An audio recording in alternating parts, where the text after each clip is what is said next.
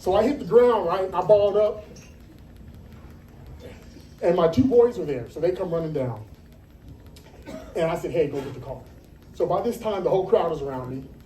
And I hear somebody say, make a hole, make a hole. It's Malcolm. Malcolm is about 65, retired lieutenant colonel. Runs over, scoops me up side saddle. There is no way you can look masculine getting carried off the field side saddle.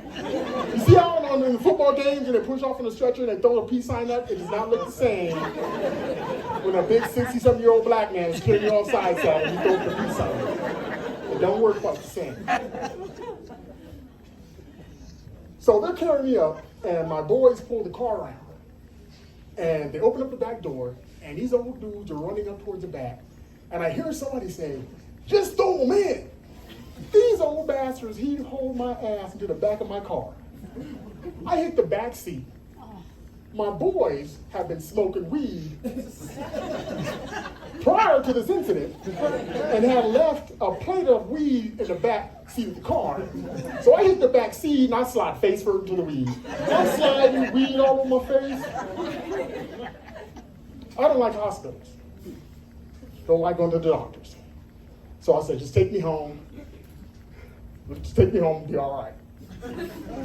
Because I'm a dumbass man. That's a dumb man thing to say.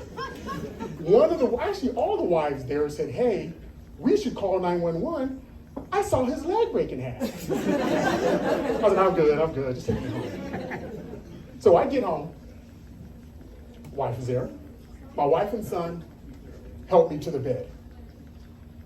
To my wife's credit, she has not said anything yet. They lay me into the bed. When I lay down, my leg comes up, and when it comes back down, the pain is so severe I pass out. I pass out, I have a seizure. Oh, it gets worse. I stopped breathing. I died for 30 seconds. No bullshit, I cashed out. My son, God bless him, decides to give me CPR. Kids never taken a CPR class in their So all I get is I tell you what, if you're dead, we'll bring you back. What the hell? What the hell is this?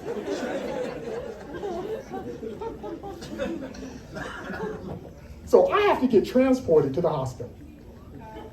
Yeah.